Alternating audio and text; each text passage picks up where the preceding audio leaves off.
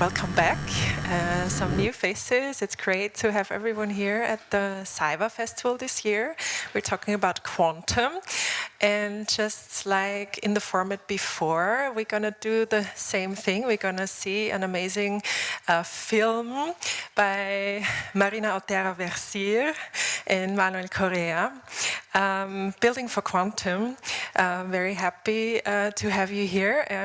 It's talking about infrastructures, quantum technology, and also political implications of that. And Ana Prendes is going to moderate the talk again. Thank you for that as well.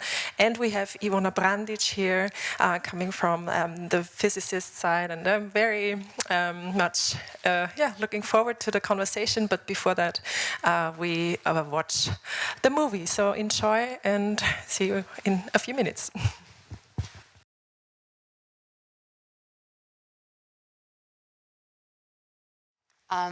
Yes, so thank you again for joining for the second screening of the day. I will quickly introduce all the panelists so we know, so you can know a bit more about all of them. So to my very left, Ivona Brandic. She's a so Ivona is a computer scientist and professor at TU Wien, where she heads the research unit for computational sustainability. Her work focuses on cloud computing, edge intelligence, and hybrid quantum classical systems, with key contributions to adaptive resource management and green AI. She has served on numerous international program committees, received several Best Paper Awards, and is recognized as a leading voice in sustainable and trustworthy information and communication technology. Then we have Marina Otero Verzier. Marina is an architect and researcher working at the intersection of critical spatial practice, digital infrastructures, and activism. In 2022, she received the Harvard's Wellwright Prize for a project on the future of data storage. At GSAPP, Columbia University in New York, she leads the Data Morning Clinic, an educational initiative focused on the intersection between digital infrastructures and climate catastrophe. She has collaborated with the Supercomputing Center of the Donosti International Physics Center to develop alternative models for storing data, such as the prototype computational compost. And finally, we have Manuel Correa. Manuel is an artist and filmmaker whose work explores memory and post-conflict reconstruction in contemporary societies.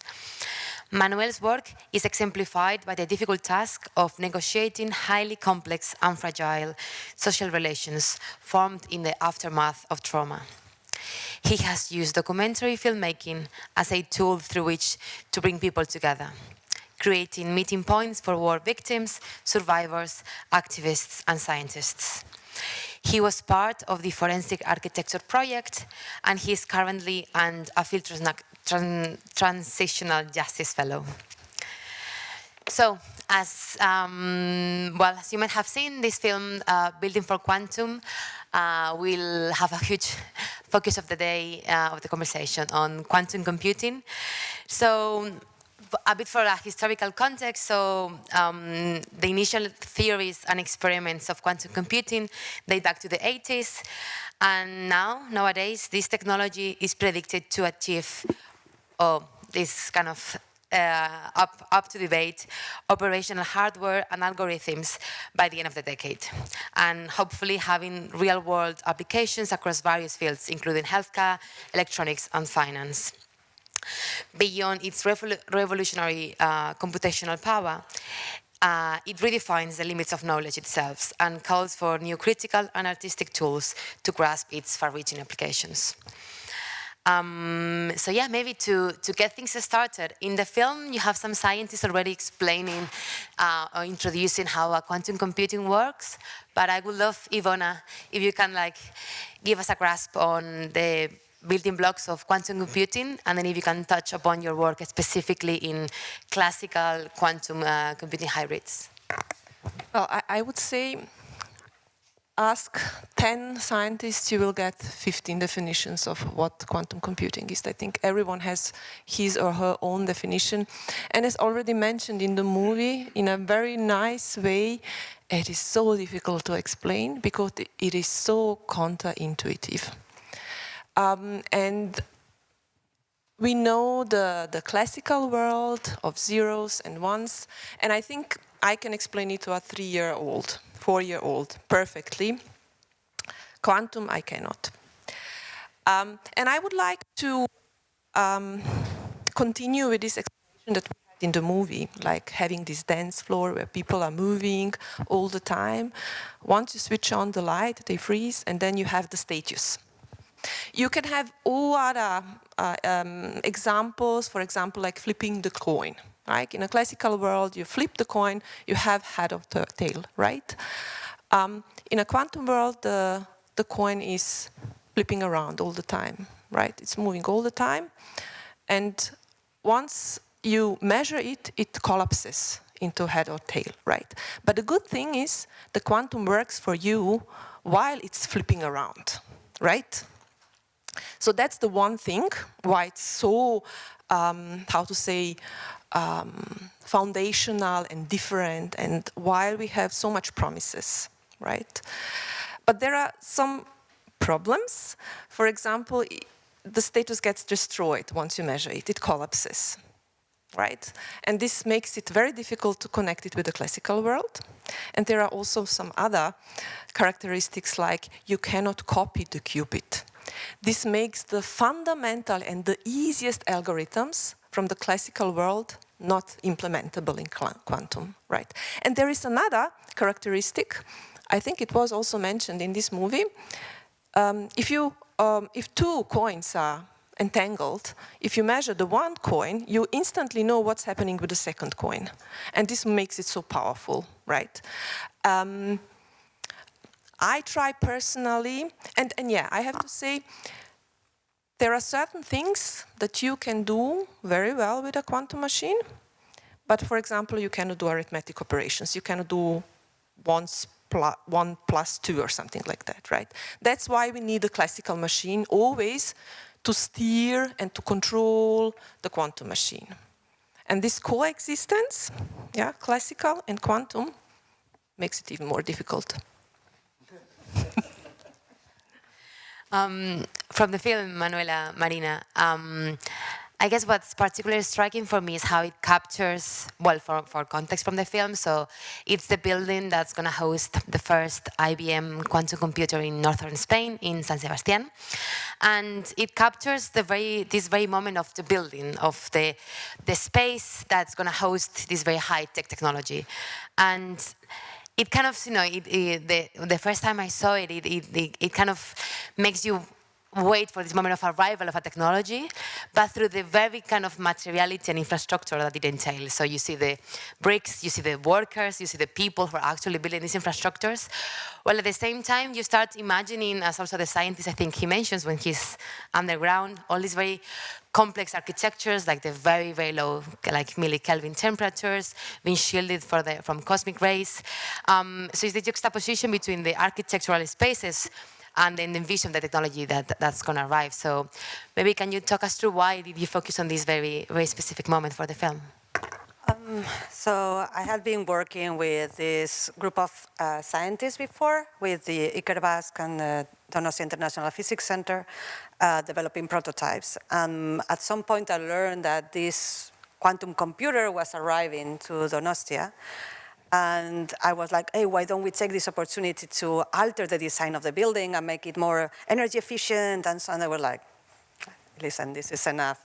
It's complicated enough. So we love you, but in this case, we cannot contribute to the design of the building. It's already very, very complicated. And I was like, oh, what if we record the arrival of the computer? And it's like, oh, okay, that's possible. We can grant you access.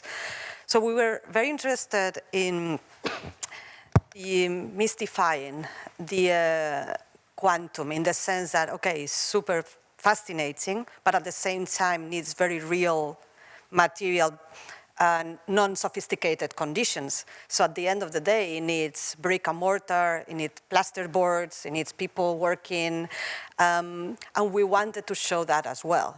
And we thought it was like, when we are speculating about new dimensions of time and space, at the same time, this very machine needs very concrete material and spatial conditions. Otherwise, will not be able to work. So we wanted to follow that process, and at the same time, yeah, we were very interested in the anticipation of the arrival of the computer. So it's like, this thing is gonna arrive, but you only see these very, banal processes of constructions that happen every day and that we were following for months. So that was the entire idea about, I'm an architect, so I'm interested in, in architecture. And yeah, thinking about this tension between our daily lives, our daily practices of building this very imperfect world, and then the possibility of other worlds coexisting within these realms. And just to add briefly to that, I think a lot of the imaginary for a general public about technology, about data, about computing, in this imaginary, these things seem to be abstract and far off and intangible. So given that there is not a lot of images yet, of quantum computation and of the sites where these kind of processes will take place, we thought that it was really important to bring down from the very beginning images of materiality, images of space, and of the people who make this possible, be it the construction workers, the scientists. So this was really important for us. And as you were mentioning, Marina, is this moment of arrival, right? I guess quantum computing is this hype technology that has already permeated the media. We've heard about it so much. And when you have this idea of the third revolution, right? How it's going to revolutionize so many different industries. But I guess, yeah, it's also surrounded by lots of hype, lots of different narratives, lots of different opinions between fundamental scientists who are actually developing the knowledge to construct the technologies versus technological companies and even public sector and national governmental agendas who are actually investing millions and millions in trying to make this happen. So, Ivona, as we wait, what are your thoughts on the current state of the technology of having finally or not when fault-tolerant quantum computers? I have to say, currently we don't have an application yet that can be executed on the quantum machine that outperforms classical machine. So we are not yet there. And once we have found a use case or application where quantum machine outperforms the classical machine, it's going to be built immediately, and people are going to make money. Until we have found it, we are developing a kind of a telescope technology.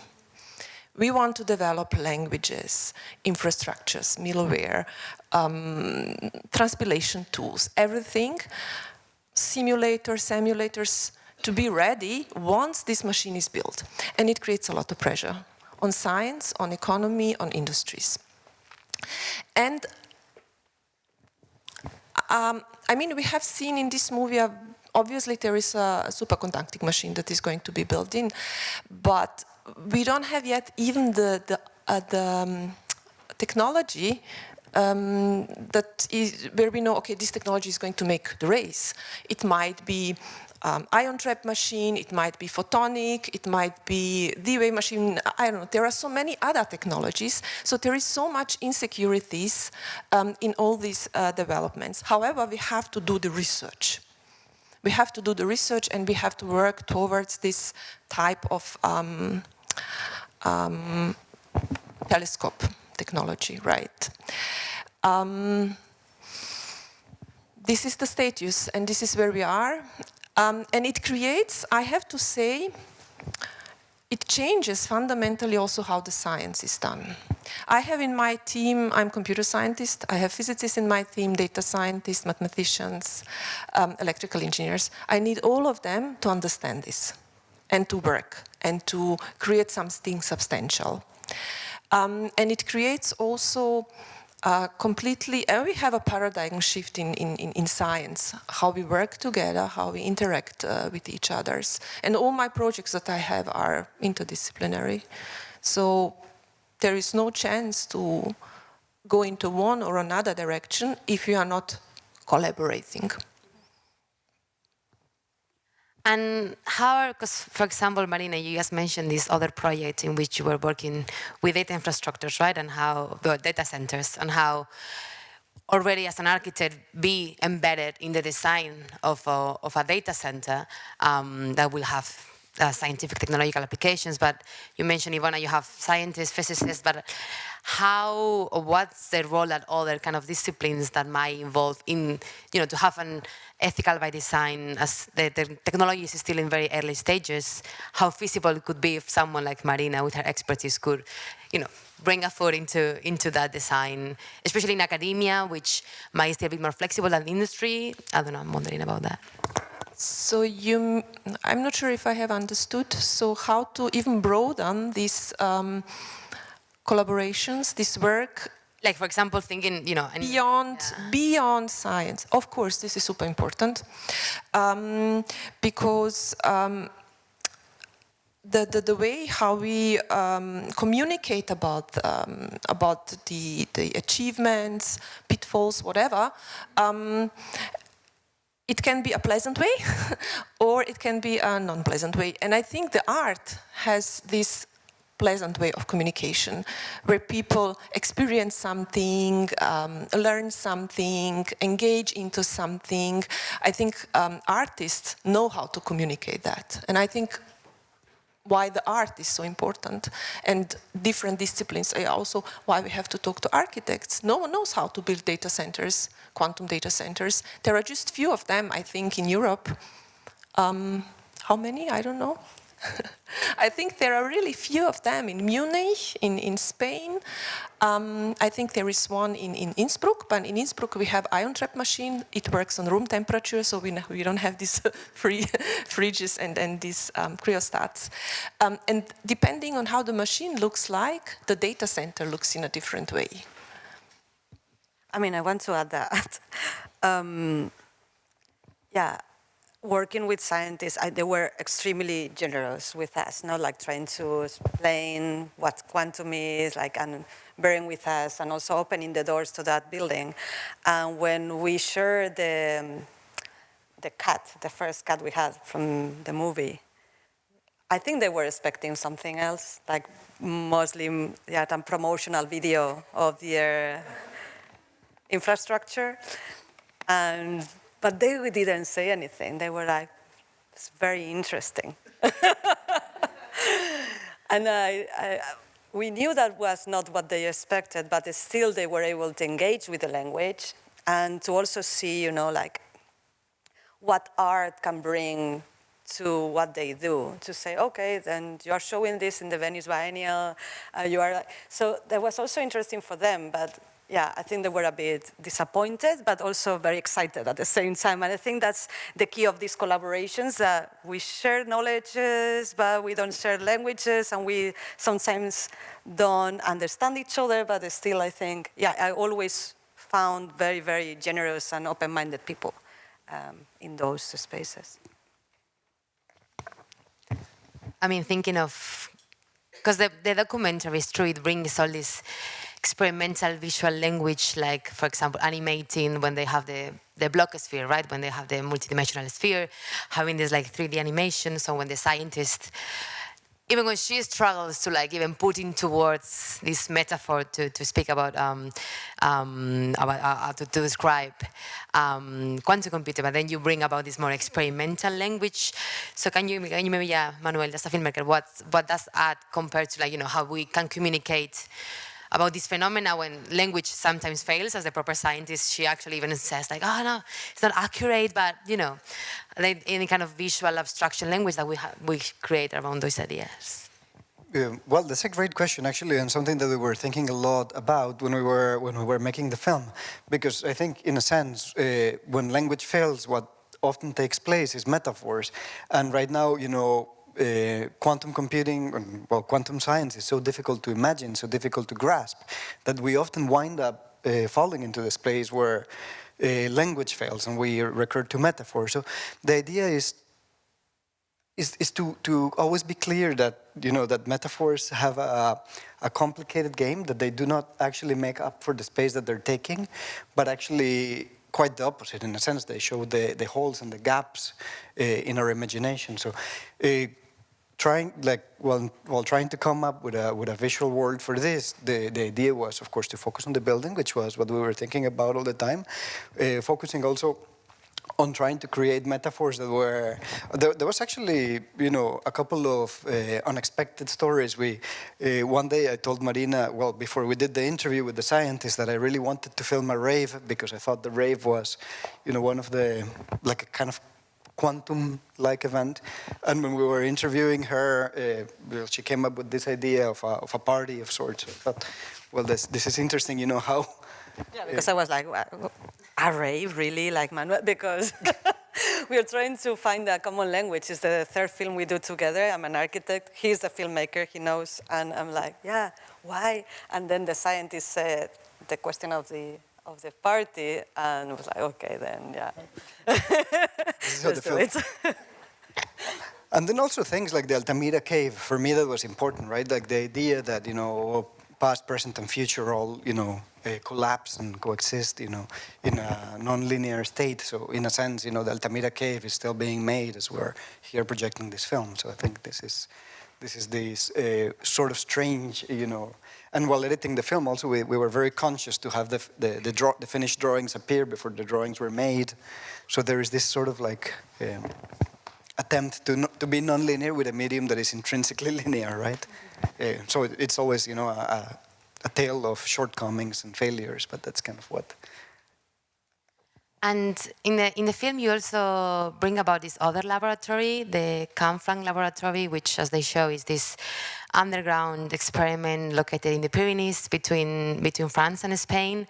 And I think going back maybe to the infrastructure and architecture, and as we've been also discussing in how science is this kind of like, as another architect, Blanca Pujal says, like a sensing infrastructures, these systems of like people, data, wires, machines, technologies, and how actually they are hidden from us, right? They are actually these spaces. I worked at CERN, and then the first time I went there, it was an absolutely surreal space to even think that's what is this space, like a post-war architecture above ground, the most sophisticated and biggest machines underground. What's this kind of ecosystem, no?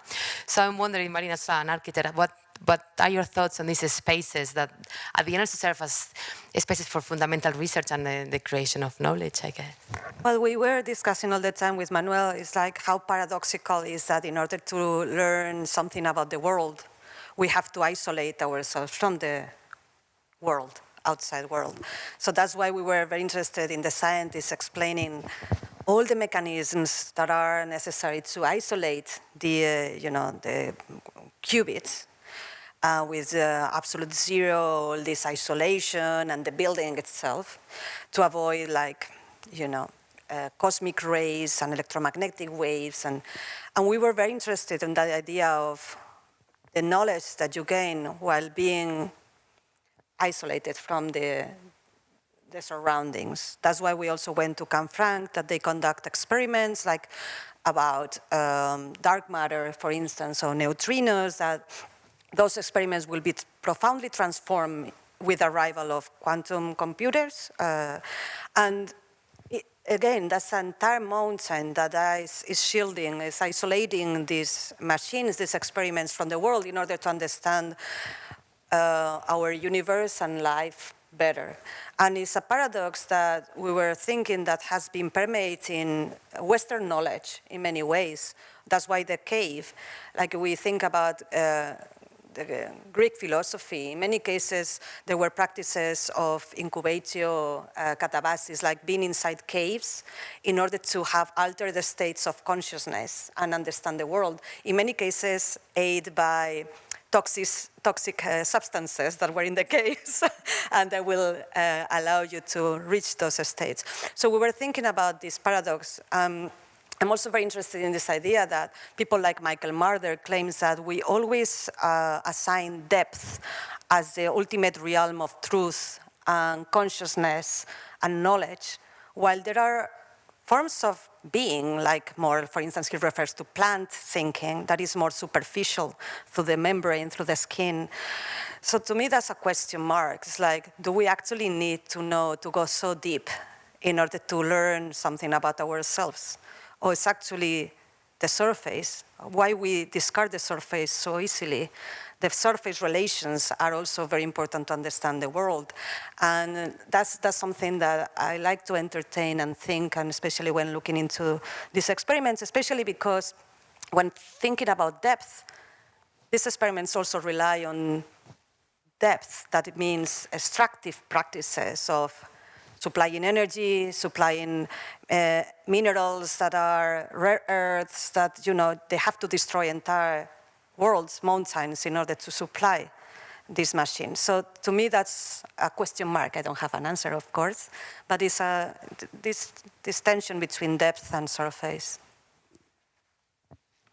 I want to add something that what often is thought of as a quantum computer, and the image that people identify as a quantum computer, is mostly just the fridge. It's the dilution chamber, right? That keeps it, you know, at a very low temperature. And this sort of technology is not unusual in scientific labs. It's quite common, especially in scientists that are investigating, you know, elemental particles. What has been kind of interesting is the way that, you know, through this race to get to quantum computers, how, you know, the media and images have, you know, portrayed, you know, this, like, by shining it and showing it all glowy. But in the end, you know, this dilution chamber is a cave, if we could call it so, a space of isolation.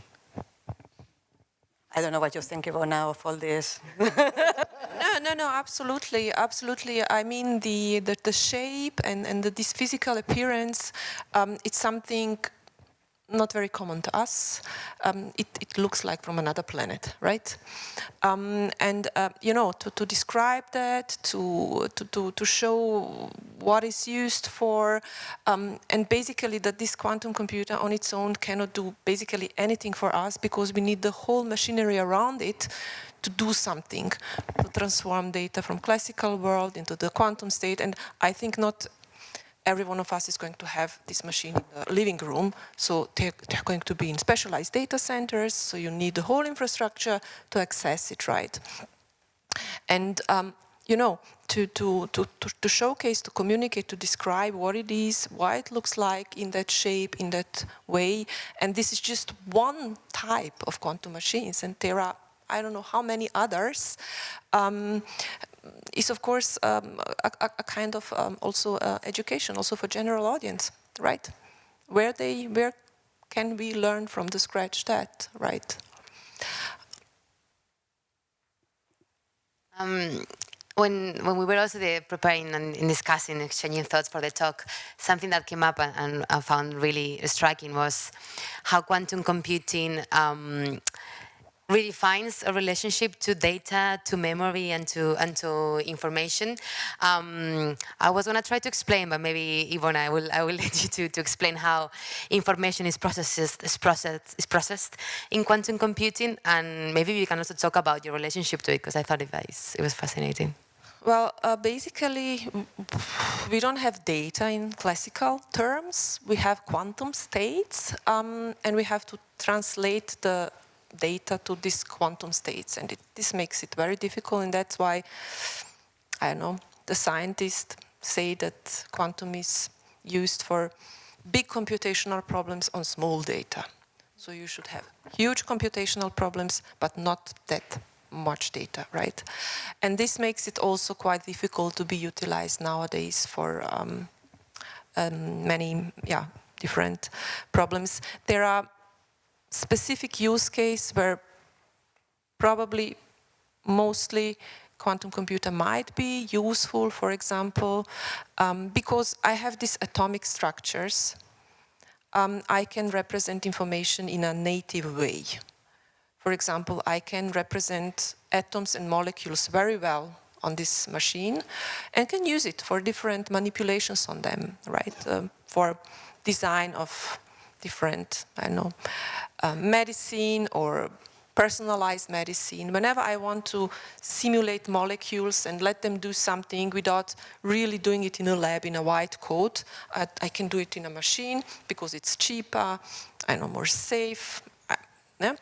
So these are most probably also the first applications and use cases where we can try to utilize quantum computer for something useful. Imagine having a machine that creates a personalized medicine for you. I mean, you go now to pharmacy, you get the medicine, it's created for standard man, standard woman. None of us is standard man, standard woman. We all have side effects when we take medicine. But this could be one possibility to create something personalized medicine. Imagine, you know, we go to school, everyone has standardized curriculum, right? Imagine having a personalized curriculum, you know, with, you know, targeting especially this student that has flaws in this subject and is excelling in another subject. So I think those are the cases where we can utilize such machines. And currently what we are working on is, and this is a big issue right now and a hot topic, because we are running out of our computational power on the classical data centers. If you check and try to see how classical data centers look like today now, so most superscalers, Alphabet, Meta, they buy nuclear power plants directly next to the data centers. So we have really problems because classical data centers are running out of power. And that's where quantum computer comes into the game. For all these hot topics like large language models, training, machine learning training, and so on, there is also promise that we can represent data or problems that are not representable on the classical machine. For example, we have highly complex data structures, complexities if we talk about climate change. Yeah? Such systems cannot be represented very well in a classical machine.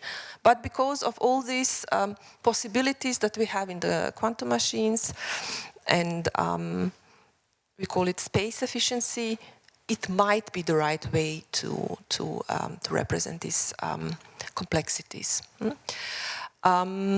Yes, and what we are trying to do, and what we saw also in this movie, is how to combine classical and quantum world. Yeah?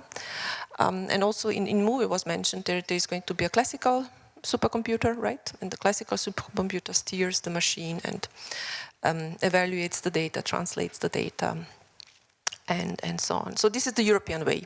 I see it as a European way. The US way is to buy a nuclear power plant and put it next to the data center. So probably, I don't know how the movies look like now in US. Yeah, this is the newest nuclear power plant. Marina, what are your thoughts considering your work also on data centers and infrastructures? What solutions are ahead?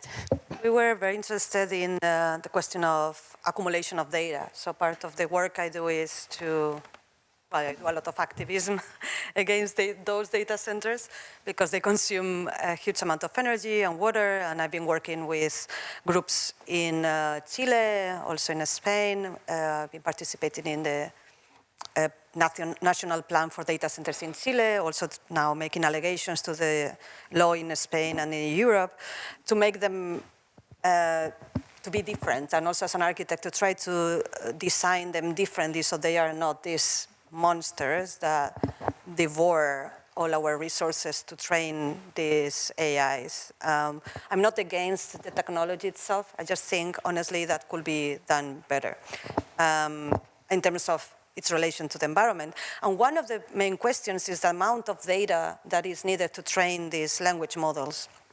And the amount of data that as a society we are accumulating. You just think about what you accumulate, each of you, in your hard drives, on your phones, in your computer, in the cloud, so-called cloud.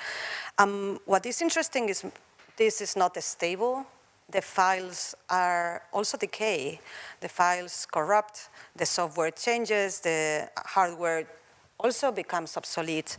And all this data that we have been accumulating and that these corporations like Google, Meta have been profiting from is not going to last. And we keep all these files in the cloud thinking that they will survive us eventually, but that's not going to happen. And to me, that's is something that I call data mourning. And I'm very interested in those questions of memory, something that Manuel shares with me because of all of his work with memory. So when we thought about this question of quantum and the impossibility of storing these processes, and the quantum doesn't rely on those huge amount of data, that was something that for us was appealing.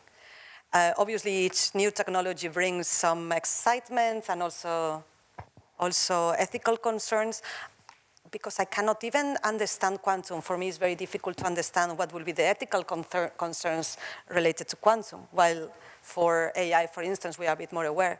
So, but it created some excitement, the idea that in quantum, as we said in the movie, forgetting is essential for quantum computation. And this idea of forgetting that was as a form of knowledge, as understanding that knowledge involves remembering and forgetting, is something that is very key to our work.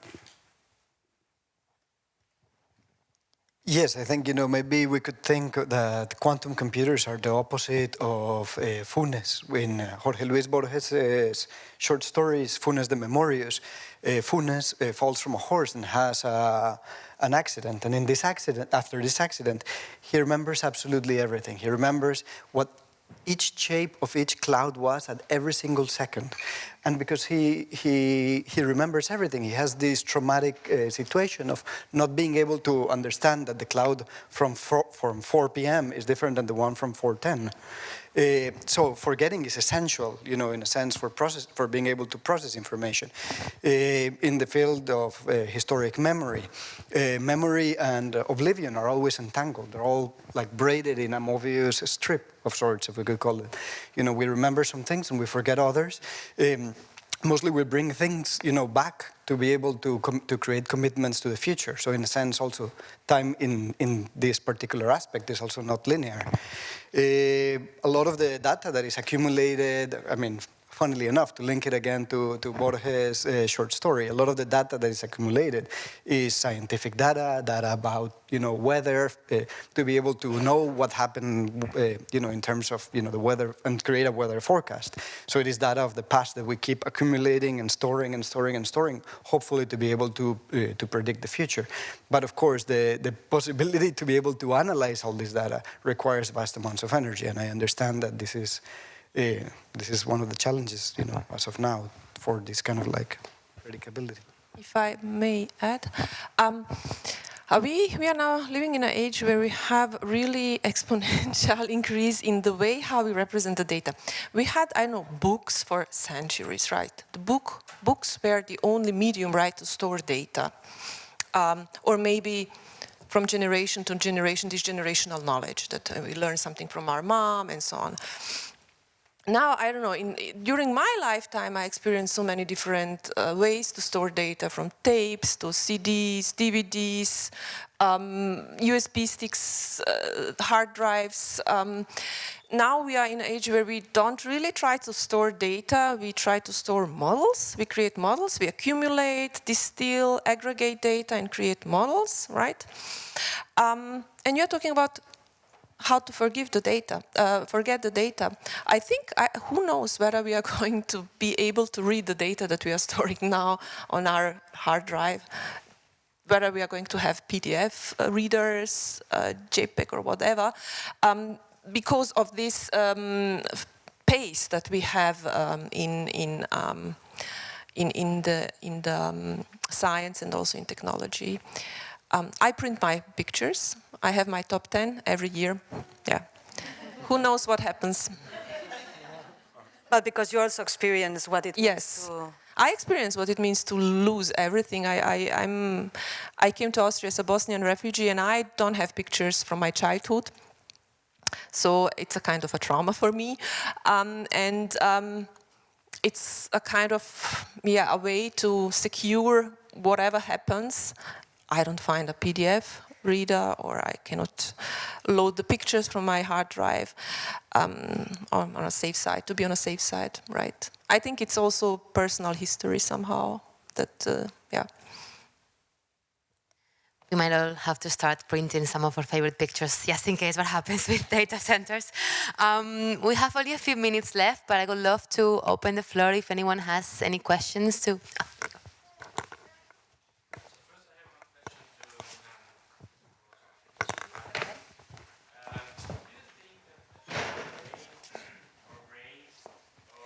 Excuse me. Can you use the mic?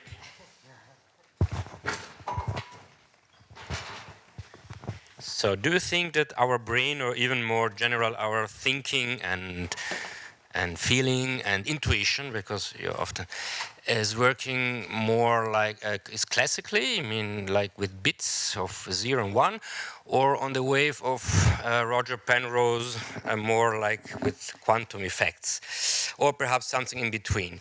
And then I said, so the second question, because it's somehow related, and then you can ask, the second question is to Manuel Correa. And perhaps my question is if your association to the rave has to do with the fact that people, when they go to rave, sometimes they take psychedelics. And so they can perhaps create a kind of quantum superposition or melange in our brain. I don't know. So this somehow related, these two questions. Thank you. Okay. Thank you for the question. In the classical world, we have separation of data storage and data processing. So you have your CPU and you have your memory, and you fetch the data. Whenever you want to process the data, you have to fetch the data between the storage and between the processing units. So you have this back and forth, back and forth, back and forth, back and forth. And that's why we are coming now into these troubles, that we have so much data, and the frequency with which data has to be processed, so too much heat is producing in these classical architectures. So if we keeping these architectures, our computers are going to melt, basically, so to be very radical, in a radical way. So this is not how our brain works. Our brain works, this is called, in computer science, we call it neuromorphic architectures, where you have no separation between data processing and data storage units. So like you have the synapses, and data is processed and stored in a kind of, not that separated way, and then propagated and so on. Whether we can implement such infrastructures with quantum? Yes. I just got a project where this was the major idea, to implement these neuromorphic processes with memristos using optical, so photonic quantum processing units in a collaboration with University of Vienna. So we just got this project 2 days ago. So we have an idea, we think that it's going to work. Come back later in 4 years, we can tell you. And the question that you had for me, I really don't know. It was really just an intuition that I had, and it so happened that the scientist, randomly, shared that intuition. But I think it was just the idea of superposition, of of everything being very entangled. That sort of, was what inspired that idea. It could have been an orgy, but you. Or,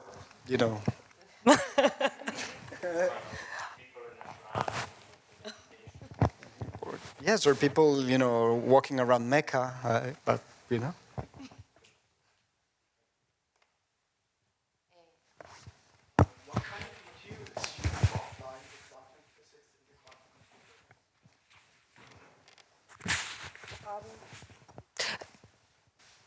Different. So it depends on the architecture. Some of them work on the principles of magnetic fields. Some of them works on the principle of isotopes, excited particles. For example, I've been working with ion trap machine. With ion trap machine, you excite certain particles to be in a certain state, and that they can do something for you. And I think the challenge that we had for a long time is how to keep them in this excited state to be able to measure something, right? So you work with optical, with magnetical, with electrical capabilities of these particles, and different technologies use different characteristics. And as I said, there is no standardized technology, or a technology where we would say this technology is going to do the race. Each of them has pros and cons. For example, if we use ion trap machine, we don't need fridge because it works on room temperature, but they are very noisy. So the results are not very accurate, for example. Or, you know, every architecture has some benefits, but also some drawbacks or disadvantages. And this is now the part of the research and of science to figure out what works for which application, use cases, scenarios. A lot of uncertainty. Sorry.